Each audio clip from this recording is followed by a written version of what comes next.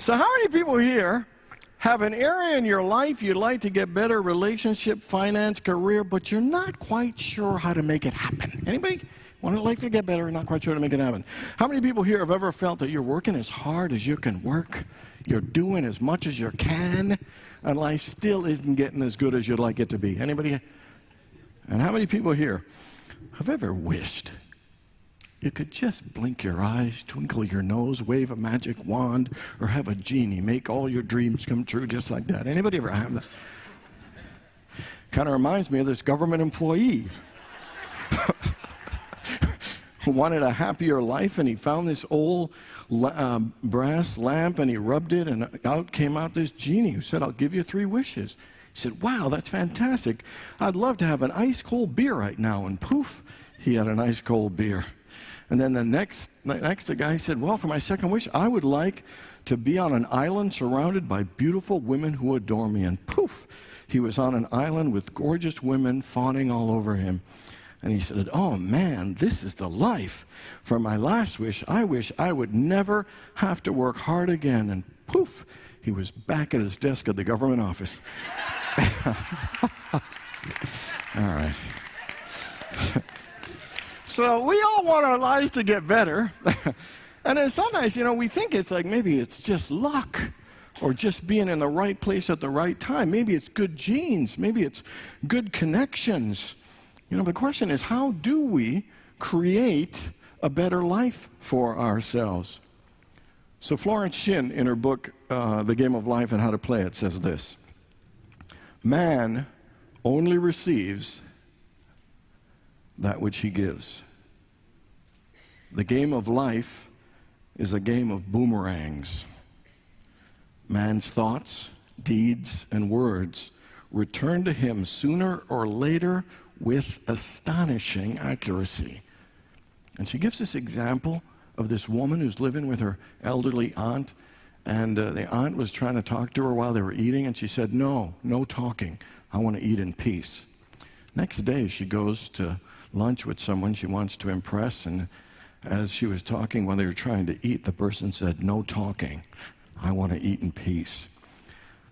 That one sounds a little frighteningly like it was made up, but I absolutely believe that life is a game of boomerangs, that what we put out is what we get back. In fact, it's a law of life. She is describing the law of attraction, the law of cause and effect, that what we sow is what we reap, as within, so without. The book of Proverbs says, "As a man thinketh in his heart, so is he." 25,000 years ago, Buddha said, "All that we are is a result of what we have thought." Jesus put it this way. He said, "The measure you give will be the measure you receive." The Old Testament says, "Your words do not go from you and come back to you void, but they go forth to fulfill the purpose for which they have been sent." The Old Testament also says, "Decide upon a thing, and it will be established for you." Florence Shinn calls this law the law of karma, and it's the Sanskrit word for meaning come back. All of these variations are the very same one law of life, and books have been written about it. The power of positive thinking. Think and grow rich. Unity calls it the law of mind action. How many people believe that the law of cause and effect, the law of attraction, all these different laws, what we think about is what we create in our lives? Some people, we all believe that. And the fact is, every single one of us, life is not a matter of luck. It is a matter of how we use the law of life. Every one of us has been given this power. We've been created in the image and likeness of the Creator. We are creators. We have the power to call forth, to manifest, and attract the things that we put out, the things we speak, the things we think, the actions that we engage in. And not only do we have the power, the truth is we have the responsibility of how effectively we use our words, our thoughts, and our intentions. Because while we say we know the law and agree with the law, we don't always use the law as carefully, as consciously, and as consistently as we can use them. Sometimes we're very careless with our words. I have a horrible memory. Life is so unfair. You know, you can't trust anyone these days. Every time I leave the house with my hair wet, I catch a cold. I always seem to get hurt. Things never work out for me. You know, we know the law. And if the law is you get back what you put out, then we need to be a little more careful with the words that we speak and what we are creating in our lives. You know, how many people know the law, but that it's what we put out is what we get back, yet you've intentionally said something hurtful or wished something terrible to someone? Anyone? Apparently just me. So, and anybody ever enjoy saying something not nice so much you said it again? And then you said it to several people? And then you said it weeks and months after the thing even happened? And yet we wonder, why am I not experiencing more peace and love and abundance in my life? And we're in the final week of Florence Shin's The Game of Life and How to Play It. And the chapter tonight is called The Law of Karma and the Law of Forgiveness. And it talks about two powerful and seemingly separate laws that really are the key and the foundation of how we create the lives we want. How we bring forth the relationships and the financial success and peace and all the good that we are seeking. These laws need to be used and used consciously and wisely because they are the foundation of the lives that we create. And they are the thing that gives us the power and the ability to improve and make our lives better in any way that we want. So I just want to run through, and I got to tell you, she does a phenomenal job here in really explaining, how to manifest your life in a more consistent, the good you want in a more consistent, effective way. First thing she says is desire, and she says this: man can only be what he sees himself to be, and man can only attain what he sees himself attaining. So my question for you, for where you are right now, how far can you see yourself going? How much can you see yourself attaining? And how much can you see yourself being? How much money can you see yourself having? How much success? How much happiness and peace? Scripture says, decide upon a thing and it will be established for you. And the key there is you must decide. And it means you need to know what you want. And it sounds like a simple question, but what do you want? Most of us can say, well, I don't want this. But we're not always clear about what it is we actually want. Sometimes you'll say, what do you want? Well, I don't really know. I'm not sure. Not quite clear. And we tend to give out a lot of mixed energy, a lot of ambiguity, and a lot of uncertainty. And when you put out ambiguity and uncertainty, what do you think you get back from the universe? One of the most powerful things about deciding and being clear about having your desire is that it creates a level of clarity in your life. There's a lot of confusion when you're uncertain, but when you are clear about what you want, we waste a lot less energy and we tend to channel and direct our spiritual creative powers in a more efficient and effective way. So my question for you is, what do you want? When it says ask and ye shall receive, seek and ye shall find, it's saying take time and get clear about who you want to be. What do you want to attract? What do you want to feel? What do you want to experience? What do you want to accomplish? Desire is a powerful thing for a number of reasons. Not only does it get clarity about what we want, but I believe it also channels the flow of the creative energy, and I think it also taps into the inner knowing that we have that there is more available to us, that there is more possibilities and more good for us, that we are tapping in. Desire helps us expand our awareness of more good that's available to us. So I want you to think of one thing right now. What do you want? One desire. Think of one desire in your life. And I guarantee you that clarity that you have will begin to direct and create a channel for the good that you want, and it'll help you tap into the awareness that there's more good out there. It'll get you more excited. Second thing, I love that she says, you can become rich, but first you must become rich in consciousness. Desire is just not enough. You must become the consciousness of the very thing that you desire. And so she gives an example. If you want to be successful, you must become the consciousness of someone who's successful.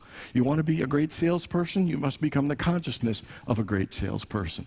Do you know they have people who win lotteries, why they are able to keep the money after a year or two it's gone? Because they didn't have the consciousness of abundance. That even if you attract some outer thing that looks good, you'll never be able to keep it unless you sustain a consciousness of that level of success or goodness or greatness. So she had this lady come to her and said, hey, I want to be rich. I want to be prosperous.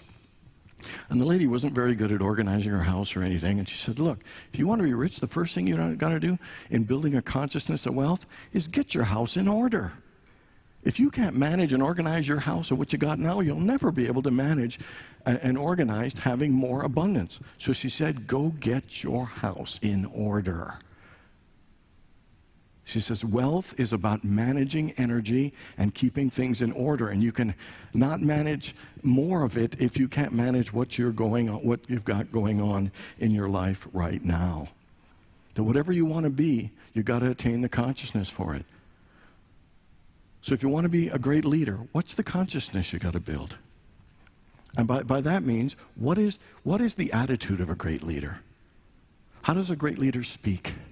How does a great leader think? How does a great leader dress? Who does a great leader hang out with? I was just watching a thing on prosperity, and somebody who's really made a lot of money, like they've made like tens of millions of dollars, and the person said that 15 years ago they weren't making any money at all. And they said the first thing they decided was not only they had a desire to make a lot of money, they decided to hang out with people who made lots of money. And talk to people who made lots of money, and act and think like people who made lots of money. And they said that helped elevate their consciousness to begin to attract more good. Does this make sense, everybody? I mean, it's a powerful and important thing. You know, when they have people going into med school, you know, they tend to pick kids whose parents were doctors as well. You know why? Because they already have the consciousness of understanding what it's like to be a doctor. Anybody following basketball? Golden State Warriors, Steph Curry and Klay Thompson. They're phenomenal, potentially the two best guards ever. Coincidentally, both their dads played in the NBA. Now, their talent is their talent, and quite frankly, they're both way better than their dads, but I don't think it's a coincidence that they grew up in the consciousness of professional basketball. They grew up in the consciousness of hitting tough shots in important games. These guys, they're phenomenal. And I believe that it is the consciousness. So go back to that desire you just had earlier. Remember I said pick a desire? Think of that desire and ask yourself the question, what is the consciousness you need to attain to allow that desire to be supported and manifested in your life? What is the attitude? What is the way you talk and who you hang out with and the way you dress and the way you even walk into a room? What does that need to be ratcheted up a bit in your consciousness to support what you want? Or I would even say, what are 4 qualities you think you need to demonstrate to be that thing that you want to be? Desire, becoming it in consciousness. And then here's the third thing she says. It's about relinquishing your personal will. She says this, man is admonished, my will be done, not thy will. And curious thing is that man always gets what he desires when he does relinquish his personal will, thereby enabling infinite intelligence to work through him. And what this is basically saying is you can have your desire and hold your consciousness, but then you got to release it and let it go to allow the highest good to happen. Anybody ever wanted something, you wanted it so bad it wasn't happening, then you started getting anxious and worried and upset that it wasn't happening as quick as you wanted to? Anybody? Great, 4 of us this time. There's progress that's being made. And the fact is that you are more likely to get what you want if you have a clear intention and desire, when you hold the consciousness, but then let it go and trust that whatever form it'll come back in will be the highest and best. That you can hold your intention, but when you let it go, trust that God will bring that in its best form that will bless you in the most amazing and wonderful way. So everyone think of the thing that you want. And somebody called it, I think Abraham Hicks called it the art of allowing. Sometimes we want it so bad, we don't allow it to happen. And there has to be a relaxing and an opening of space to let Spirit move through us. Spirit can't move through us when we're tense. We have to relax and open ourselves to allow it to come forth. So everyone just think of the thing that you'd like to have. And just say after me, I release this to God. Together, I release this to God. I let this go in faith and gratitude. Together, I let this go in faith and gratitude, knowing that it will come back for my highest good. Together, knowing it will come back for my highest good. Take a deep breath. So in any desire you have, get clear about it, raise your consciousness, but then lovingly and gratefully release it, knowing that it'll come back for your highest good. She's got two more. The next one is about circulating your good and not withholding it. She uses my favorite script, one of my favorite scriptures. It says, one person gives freely yet gains even more, and another withholds unduly and only comes to poverty. One person gives freely yet gains even more, and another withholds unduly but only comes to poverty. And what she says is do not withhold spending or giving good, and especially spending or giving good toward yourself. Let me give you an example. You ever want something that you really wanted, but it was a little bit expensive? And it was a little, you could afford it, but it was a bit expensive, and you wanted it, but you decided not to get it. Anybody ever do that? And this is what she's saying. You say you want wealth, you say you want success, we can afford it, and yet we hold back on ourselves. That when you withhold from yourself in spending or giving, you will actually decrease the amount of wealth and goodness and abundance in your life. Does that make sense, everybody? She tells a story of this guy who wants to get this jacket. The jacket's $500. Well, this is quite a while ago, and he's only worth like $800. But he says to his wife, if I get this jacket, I know I will get much higher sales commissions. He buys the jacket $500. 2 weeks later, he gets a commission for $10,000. And she says, don't ignore the impulse in you that says to spend or to give. You know, that's within your means, but scares you because it's a little more than you think. She gives another example of this woman who tells her family, no, we're not going to have Thanksgiving dinner this year. She can afford it, but she decided to hold on to the money. And a week later, her house was broken into and they stole the exact amount of money, that the amount of Thanksgiving. I always find her stories are so perfect, but I think she makes a really good point. Don't withhold from yourself. Is there something you want to buy? Is there something you want to share? Is there something you want to give that you can afford, but that you haven't allowed yourself to receive? So recently I've been kind of cleaning out my house and stuff, just letting stuff go. Letting go old clothes, letting go stuff. It's been so nice because you ever have this situation, like your house is so crowded, you're not even sure what's in there. Like in my pantry, it was so crowded. And so I went and I bought like these 2 large things of peanut butter, and I started to clean out, and I thought, oh my God, I've got 2 more big things of peanut butter. Sometimes you got to clean your house and take care of what's there because you don't even know what's there. And so I've been cleaning out all this stuff, and one of the things I did was I wanted to get these shirts that are called Robert Graham's. Anybody heard of Robert Graham shirts? Nobody has, hardly two people, okay. Bad boys are expensive. And it's like one of those things. It was like, God, I can afford that, but God, that's expensive shirt. I should go to the secondhand store and get one there. And so, and have. But the other day, I bought myself 2 Robert Graham's, brand new. And I tell you, I felt good about myself. And it was so nice because we can be so stingy with ourselves, withhold from ourselves. And you know what else? My cleaning lady's been helping me clean my house, and I feel good giving her extra money. I felt good spending some on myself, and I felt good giving someone. It may sound like a simple thing, as you might have a desire, and you might have an intention and do all the work, but you need to circulate that good and not withhold from yourself. So what in your life are you going to give to? What in your life are you going to spend? Even if it stretches you, what it does is it puts your faith into action. One person gives freely and gains even more. Another person withholds and only comes to poverty. Don't withhold from yourself.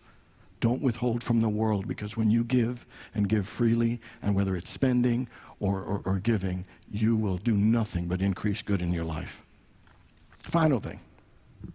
Forgiveness, finally, she mentions it. It was amazing. The whole thing she hardly mentioned, but here's a beautiful thing. She says that forgiveness is a neutralizing power. It negates the mental mistakes and thinking and words that we sometimes speak that block the way of the flow of the things that we attract. She put forgiveness in a really cool perspective. She said, it is the law of grace that erases the negative energy we have built up, and it frees us to open a space to attract even greater things. She tells about this lady who got this counterfeit $20 bill from the bank. And she's thinking, the bank's not going to give me my money. And she says, what did you do to attract this into your consciousness? She said, well, I did give some fake money to a friend as a joke a while back. And she says, well, maybe we need to just forgive yourself for that and just clear the path. So she uses forgiveness to just clear and cleanse her consciousness of any negative energy or thinking or limiting beliefs she had. And as she forgave, the bank gave her back her $20. I love all of her examples. But anyway, the thing I love the most about it is that she says that the law of grace transcends the law of cause and effect. The law of grace is God's unconditional love that is always working in your favor. And through forgiveness, the law of grace erases negative energies to open a space to bless your life in greater ways. And she says, if you make a mistake or say something crazy or something isn't working in your life, she says, put the whole situation under the law of grace. And let the law of forgiveness cleanse your consciousness and open a space for God's love in your heart and in your life and in that situation. Does that make sense, everyone? So anything not working in your life, just say, I place this situation under the law of grace. And through the law of forgiveness, I cleanse my consciousness and open a space for God's love in this situation and in me. I believe in the law of cause and effect and the law of attraction, and I believe in the law of grace and the law of forgiveness. I will tell you without a doubt, my life is greater than the sum of my thoughts, because the law of grace blesses. I bet you every one of us can say that, because the law of grace uplifts us. The law of forgiveness erases and eliminates to allow the good to flow into our lives. We want our lives together, and it ain't a matter of luck. And you don't need a genie. You got the power right there, but you've got to use that power with a level of responsibility. You got to be careful, you got to be conscious, and you got to be consistent in the way you use the law. Get clear with your desire, what you want. Use your mind to raise your consciousness to become the consciousness of what you decide. Relinquish your personal will and let it go for its highest good.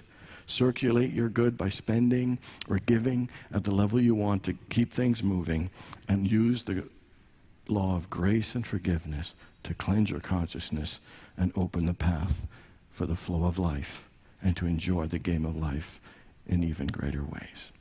God bless everybody. Let's pray. Let's take a deep breath.